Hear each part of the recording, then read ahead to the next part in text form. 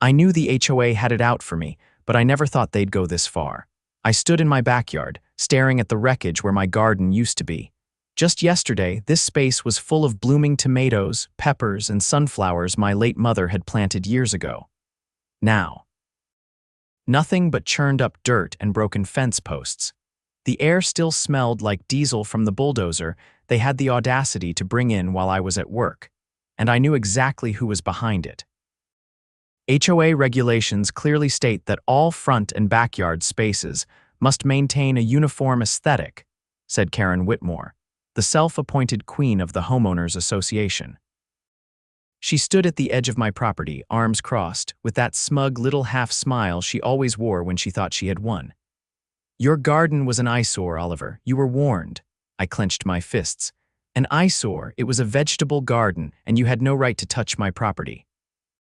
Karren let out a dramatic sigh, as if I was some unruly child she was forced to deal with. Actually, the HOA board voted on it, unanimously, I might add. I could feel my blood pressure rising. There is no rule against gardens. I checked the bylaws myself. Karren's expression darkened. The board has the authority to update regulations as needed. You should have attended the last meeting. I stepped forward, barely restraining myself. You mean the one you conveniently scheduled during work hours and only announced the night before? She shrugged. Not my fault you weren't there to voice your concerns. I took a deep breath, forcing myself to stay calm. She wanted me to lose my temper. She wanted me to look like the bad guy. You're going to regret this, I said, my voice steady. Karren laughed, loud and exaggerated. Oh, Oliver. What are you going to do? File a complaint? Maybe try and sue us? Good luck with that. I didn't respond. Instead, I pulled out my phone and snapped photos of the destruction, because Karren Whitmore had no clue who she had just messed with. My cousin, Judge Marcus Zimmerman, was one of the most respected county judges in the state, and he absolutely despised corrupt HOAs. Oliver stood in the wreckage of his backyard, gripping his phone as he documented everything. The splintered fence posts, the churned-up soil, the crushed remains of his mother's sunflowers. His jaw tightened as he surveyed the mess, but he knew one thing. Karren Whitmore had just made the biggest mistake of her life. That evening, Oliver drove to his cousin Marcus Zimmerman's house. The judge lived in a modest, but well-kept home just outside the HOA's jurisdiction, where no overreaching board could dictate what he did with his property. As soon as Oliver stepped through the door, Marcus looked up from his paperwork and raised an eyebrow. You've got that look, Marcus said, setting his pen down. What did they do this time? Oliver pulled out his phone, swiping through the pictures. They bulldozed my garden, said it was against HOA regulations, except there's no rule against gardens and they did it while I was at work. Marcus took the phone and examined the photos carefully. His expression hardened. They brought in a bulldozer, Oliver nodded, while I wasn't there to stop them. And Karren Whitmore, Marcus held up a hand. Say no more. I know exactly the kind of person she is. Power-hungry, manipulative, and convinced she's untouchable. He leaned back in his chair, deep in thought. You said they changed the rules to justify this. Oliver crossed his arms. Apparently they voted on it. But they only announced the meeting the night before and scheduled it during work hours. No real notice, no chance for homeowners to contest it. Marcus sighed. That's illegal. HOA boards have to provide proper notice for rule changes and allow homeowners to voice objections. They can't just rewrite the rules on a whim. Oliver's frustration flared again. So what do? Marcus tapped the table. First, we get everything documented witness statements, property damage estimates, and copies of the HOA's bylaws before they supposedly changed them. Then we force their hand legally. If they think they can bulldoze someone's property without consequences, they're about to get a reality check. Oliver felt a surge of determination. I want to take this all the way. I don't just want them to fix my yard, I want the entire HOA board to answer for this. Marcus nodded. Then we start tonight. By the next morning, Oliver had gathered statements from neighbors who had seen the bulldozer arrive. Many were outraged, some even admitting they feared speaking out before because of Karren's history of retaliating against dissenters. Armed with this evidence, Oliver and Marcus visited the county clerk's office to request official records of the HOA's bylaws before the alleged rule change. The clerk, an older woman with sharp eyes and a no-nonsense demeanor, handed over the requested documents. Marcus flipped through them, then smiled. As I suspected, no mention of gardens being prohibited, and look at this bylaw amendments require at least 30 days' notice before a vote. Oliver's satisfaction grew. So they violated their own rules, Marcus nodded. Not just their own, they've broken state laws governing HOA conduct. That means we have grounds for a lawsuit. Oliver clenched his fist. Then let's file one. Later that afternoon, Oliver sent a formal demand letter to the HOA, outlining the violations and demanding the board restore his property, reimburse him for damages, and provide proof of proper rule amendment procedures. Karren responded with a brief, dismissive email. The HOA stands by its decision. Your garden was in clear violation of community standards. Pursuing legal action is a waste of your time and hours. Oliver forwarded the email to Marcus, who simply replied, "Perfect." She just admitted guilt in writing. 2 days later, Oliver filed a lawsuit against the HOA for unlawful destruction of property, failure to follow proper amendment procedures, and violating state HOA regulations. Word spread fast among the residents. Some were hesitant to get involved, but others, especially those who had been bullied by Karren before, expressed quiet support. Then, something unexpected happened. An anonymous tip arrived in Oliver's mailbox, a plain envelope containing copies of financial records. At first, they didn't make sense, but when Marcus went through them, his eyes gleamed. "This," Marcus said, "is evidence of embezzlement." Oliver's heart pounded. "Karren's stealing HOA funds," Marcus nodded. "And if we prove it, she won't just lose her position, she'll be facing criminal charges." Oliver grinned for the first time in days. "Then let's expose her." Oliver sat at his kitchen table, the financial records spread out before him. The numbers weren't just suspicious, they were damning. Marcus adjusted his reading glasses, flipping through the papers with the precision of a man who spent his life dissecting legal documents. "These withdrawals are irregular. HOA funds should only be used for community maintenance, but look here, personal expenses, unauthorized transfers. Someone's been skimming." Oliver leaned in, tracing a line with his finger. "And that someone has to be Karren. She controls the board and no one would dare question her." Marcus tapped one of the documents. "If we connect these to her personal accounts, she's not just going to lose her position, she's looking at fraud charges." Oliver exhaled, shaking his head. "She thought she could get away with bulldozing my property, and now we might be looking at full-blown financial crimes." Marcus collected the papers and placed them in a folder. "The next step is getting these verified. We need a forensic accountant to confirm the numbers before taking this to the authorities." Oliver's lips curled into a slow grin. "I know just the guy." By the next morning, Oliver was sitting across from Ethan Caldwell, a forensic accountant he'd known since college. Ethan was meticulous, a numbers guy to his core, and as soon as Oliver showed him the records, his eyes sharpened with interest. "This," Ethan said, flipping through the documents, "is theft. Funds being moved under vague descriptions, but when you follow the paper trail, the money doesn't go where it's supposed to." Oliver crossed his arms. "Can you track where it actually went?" Ethan's fingers danced over his laptop keyboard. "Already on it." Minutes passed, the only sound being the rapid clicking of keys. Then Ethan stopped, his expression darkening. "Well, well," he said.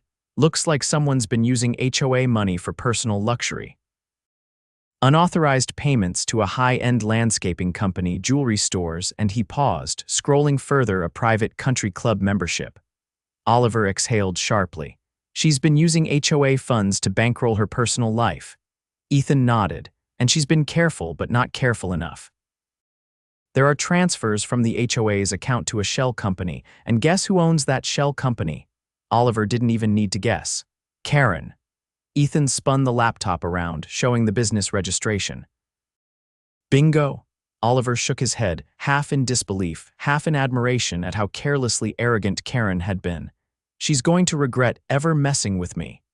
Marcus arrived at Oliver's house that evening, and Ethan laid out the findings. Marcus listened without interrupting, his expression unreadable. When Ethan finished, Marcus exhaled sharply. "This is enough to get the state involved," Marcus said. "Not just a civil case, this is criminal." Oliver's fingers drummed against the table. "How do we proceed?" Marcus leaned back. "We go to the district attorney's office, and trust me, they'll be very interested in this." The next day, Oliver and Marcus walked into the county courthouse, where Marcus had more than a few connections. Within an hour, they were sitting across from Assistant District Attorney Rachel Monroe, a sharp-eyed woman who had spent years prosecuting financial crimes. She flipped through the file, her expression turning colder with each page. "This is blatant," she said. "And if we can prove she knowingly manipulated HOA funds for personal gain, she's looking at serious felony charges." Marcus nodded. "We have bank records, unauthorized transactions, and the shell company tied directly to her." Rachel closed the folder. "I'll start the process. We'll need subpoenas for her financials, but given what you've provided, that won't be an issue." Oliver sat forward. "How long before she knows we're onto her?" Rachel exhaled. "Once we file, she'll be served, but if she catches wind, she might try to cover her tracks." Oliver grinned. "Then we make sure she doesn't see it coming." That evening, Oliver attended the HOA's monthly meeting. Karren sat at the head of the table, her usual smugness on full display. He waited until the meeting was nearly over before speaking up. "I have a concern," he said, standing.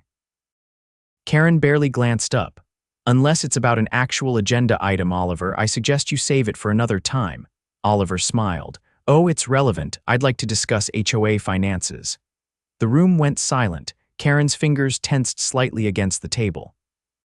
"I noticed some discrepancies in the spending records," Oliver continued. "A lot of money moving around without explanation." Karren's expression barely flickered. "The board oversees all financial matters. If you have concerns, you can submit them through the proper channels." Oliver stepped forward. "I already have." Karren's lips parted slightly, but before she could respond, the doors to the community center swung open. Two uniformed officers stepped inside. "Mrs. Whitmore," one of them said, "we have a warrant for your arrest." The room erupted into murmurs. Karren shot to her feet. "This is outrageous." The officer stepped forward. "You're being charged with embezzlement, fraud, and misuse of HOA funds." Karren's face drained of color. "This is a mistake." Marcus, who had been standing near the back, spoke for the first time. "The mistake was thinking no one would catch you." Karren turned toward him, her mouth opening and closing, but no words came out. Oliver folded his arms. "Remember when you told me suing you would be a waste of time? Turns out it was worth every second." As the officers cuffed Karren and led her out, the room remained silent. Then, slowly, a few homeowners started clapping.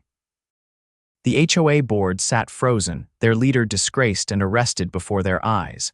Oliver turned to them. "I think it's time for some new leadership around here." The HOA meeting had ended in stunned silence, with Karren hauled away in handcuffs, but the real work was just beginning. Oliver watched as the remaining board members sat in uneasy quiet, their usual arrogance replaced by uncertainty. Some darted glances at each other, as if silently debating who would speak first. Marcus leaned slightly toward Oliver and muttered, "They're waiting for someone to take control. If you don't, they'll try to pretend none of this happened." Oliver stepped forward, addressing the board directly. "Since your president is currently being processed for felony charges, I think the community deserves answers." "How much of what Karren did you actually know about?" A balding man with wire-rimmed glasses shifted uncomfortably in his seat. His name was Richard Langley, the HOA's treasurer, or at least, that was his title. Given what they had uncovered, Oliver had serious doubts about whether he had actually done any real oversight. Richard cleared his throat and adjusted his tie.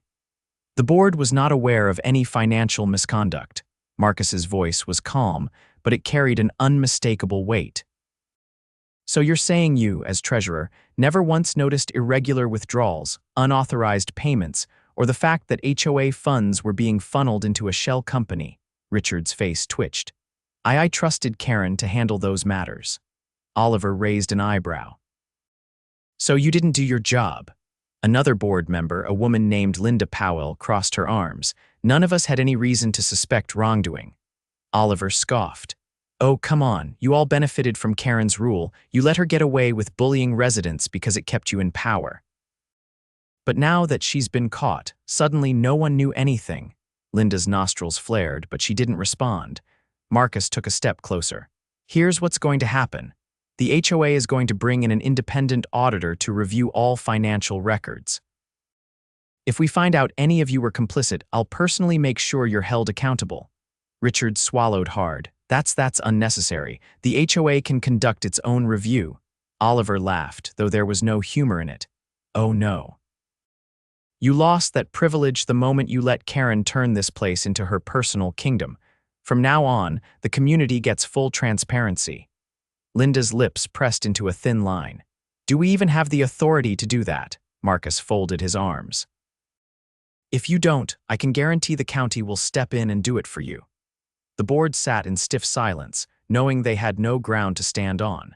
The next morning, Oliver wasted no time rallying the homeowners. He went door to door, explaining what had happened and what needed to be done next.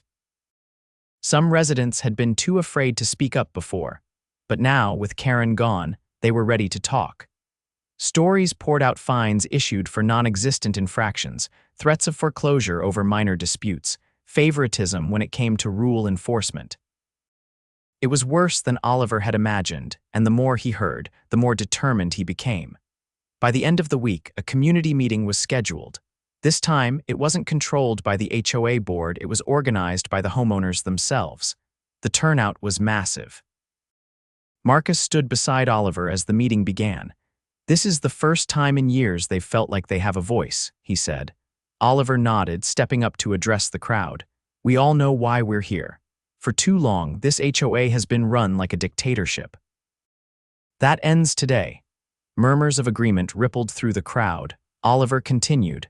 Karren bulldozed my garden because she thought she could do whatever she wanted, but that was just the tip of the iceberg.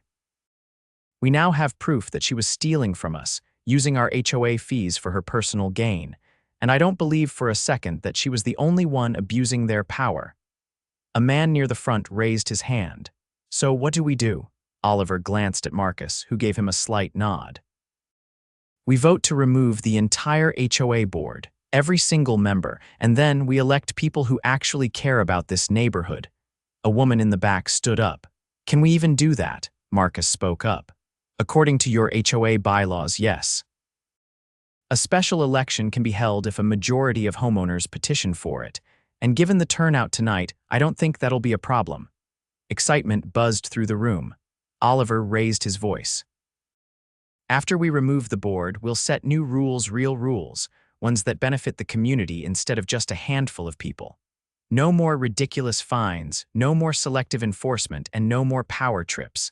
Applause erupted. Linda, who had remained quiet until now, stood up. And what if the new board turns out just as bad? Oliver met her gaze. Then we hold them accountable. No one should have unchecked power, not Karren, not anyone. A vote was taken that night. The result was overwhelming. The entire HOA board was removed.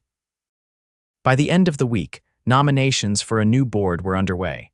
This time, it wasn't just the same group of power-hungry people vying for control. It was residents who actually wanted to make the neighborhood better. Oliver could already see the difference. For the first time in years, people weren't walking on eggshells, afraid of receiving a letter threatening fines or foreclosure. 3 weeks later, Karren's trial date was announced. Oliver and Marcus attended, watching as she sat before the judge, her usual confidence replaced with thinly veiled panic. The evidence was airtight. The forensic accounting report laid everything out, every fraudulent transfer, every misuse of funds, every attempt to cover her tracks. When the verdict was read guilty on all counts, Karren's face was a mask of disbelief. Oliver leaned toward Marcus. Think she still thinks suing was a waste of time? Marcus chuckled. I doubt she's thinking much of anything right now. As Karren was led away, Oliver felt a weight lift from his shoulders. Justice had been served, and the neighborhood was finally free. The morning after Karren's conviction, Oliver stepped out onto his newly restored lawn, breathing in the crisp air. The neighborhood had changed almost overnight. People who had once kept to themselves were now chatting with neighbors, smiling as they walked their dogs. Without Karren's iron grip, the community was finally starting to feel like a real neighborhood instead of a controlled fiefdom. He knelt down, adjusting the soil around the tomato plants he had replanted, making sure they had enough support. The sunflowers hadn't yet returned to their former glory, but they would just like everything else. Marcus arrived, hands in his pockets, scanning the yard with a satisfied nod. "Looks like you're getting things back to normal." Oliver wiped his hands on his jeans. "Took long enough." "But yeah, it's starting to feel right again." Marcus gestured toward the street where a few neighbors were chatting. "People aren't afraid to talk anymore. That's a rare thing in HOA-controlled neighborhoods." Oliver straightened up, following his cousin's gaze. "They shouldn't have been in the first place. That's what Karren wanted, fear, control, but that's over." Marcus crossed his arms. "You're not done, though." Oliver shot him a knowing look. "No, we're not." The removal of the old HOA board had been the first step. But the community still had to decide what came next. The interim board, made up of volunteers who had stepped up in the wake of Karren's downfall, was already reviewing the bylaws to strip away the nonsense rules and implement real protections for homeowners. Later that day, a meeting was held in the community center, and Oliver took a seat near the front, watching as the interim president, a retired firefighter named James Holloway, addressed the crowd. James explained that while the HOA couldn't be dissolved overnight due to contractual obligations with the county, it could be restructured. The first order of business was reviewing the budget this time with full transparency. A woman in the back raised a hand. She was in her 50s, her expression skeptical. "How do we know this board won't end up just like the last one?" James didn't hesitate. "Because we're putting in safeguards. No single person will have unchecked authority over finances or rules. Everything will require a community vote." Oliver leaned forward. "And if someone tries to pull what Karren did, they'll be removed before they even get the chance to build that kind of power." James nodded in agreement. "Exactly. We're not here to dictate, we're here to make sure this neighborhood stays a place where people actually want to live." Murph, an older man who had lived in the neighborhood longer than anyone else, adjusted his cap. "Karren ran this place like a business her business. What's stopping the next person from doing the same?" Marcus, who had been standing quietly in the back, finally spoke. "Because now you all know what to look for. She got away with it because no one had access to the books and no one challenged her authority. That won't happen again." A wave of murmured agreement spread through the room. James continued. "We're also discussing rolling back some of the more absurd fines and penalties that were put in place. No more punishing people for having a garden or for painting their doors the wrong shade of beige." A few people chuckled, and some nodded enthusiastically. Oliver watched the faces around him. People who had once been too afraid to speak up were now actively engaging, asking questions, demanding accountability. It was exactly what needed to happen. Over the next few weeks, the changes began to take effect. The ridiculous fines were repealed, and the HOA's power was significantly reduced. Any bylaw changes now required a full community vote, and financial records were made accessible to all homeowners. One day, Oliver received a letter in the mail from the county courthouse. Marcus had forwarded it to him, knowing he'd appreciate the update. Karren had been sentenced to serve time for her crimes. The message was simple: justice had been served. Oliver folded the letter and placed it in a drawer. He didn't need to dwell on it. Karren was gone, her grip on the community broken, and for the first time in years, he could focus on what truly mattered: his home, his garden, and the people around him. As he stood in his backyard, watering the young plants that were beginning to thrive again, he felt a sense of peace settle over him. Things had changed, and this time for the better. The new HOA board settled in quickly, and for the first time, the community felt like it was being run by the homeowners, not against them. The ridiculous rules Karren had enforced were systematically overturned, and residents no longer lived in fear of surprise fines or property inspections. Oliver attended each meeting, not out of obligation, but because he actually wanted to see the progress firsthand. The new board, led by James Holloway, was transparent, fair, and most importantly, accountable. No decisions were made behind closed doors. Every homeowner had a voice. With the HOA corruption handled, Oliver turned his attention to his own property. The destruction Karren had ordered was finally being repaired, but it wasn't just about restoring things to the way they were. It was about making them better. With the help of a few neighbors who had also been on the receiving end of Karren's overreach, Oliver expanded the garden. What had once been a modest plot of tomatoes and sunflowers was now an organized, thriving space filled with peppers, herbs, cucumbers, and even a small citrus tree. The fence had been rebuilt, but this time it wasn't just a barrier, it was a statement. Neighbors stopped by often, offering advice, lending tools, or just admiring the progress. The sense of community that Karren had worked so hard to suppress was flourishing. One day, as Oliver was adjusting a trellis for the climbing beans, Marcus arrived, carrying a heavy folder. He dropped it onto the patio table with a satisfied look. Oliver wiped his hands on his jeans before sitting down. Marcus opened the folder, revealing pages of official documents. The county had completed its full audit of the HOA's finances.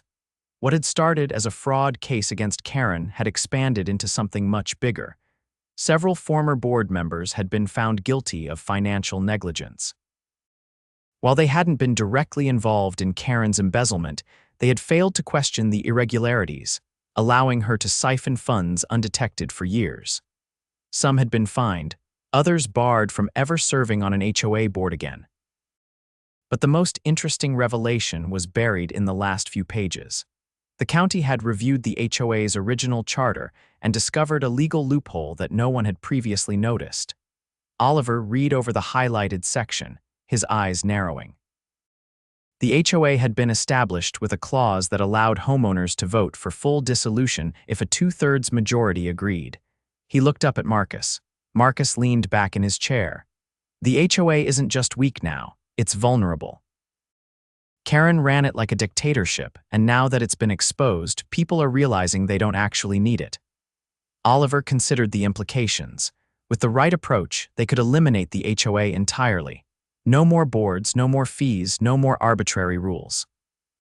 The community could govern itself, the way it should have from the start. Over the next few weeks, Oliver and a group of like-minded homeowners went door to door, explaining the clause and what it meant. Some residents were hesitant, worried that without an HOA, property values would drop or that the neighborhood would fall into chaos. But Oliver and Marcus laid out a plan. A simple neighborhood committee, voluntary and without authority to levy fines or dictate what people did with their homes. Instead of an HOA, they would have a neighborhood council that focused on real concerned security, road maintenance, and community events. Momentum built quickly. Homeowners who had lived under Karren's rule were eager to ensure nothing like that could ever happen again. When the vote was held, the result was undeniable. The HOA was officially dissolved. The community celebrated the decision with a block party, the first of its kind in years.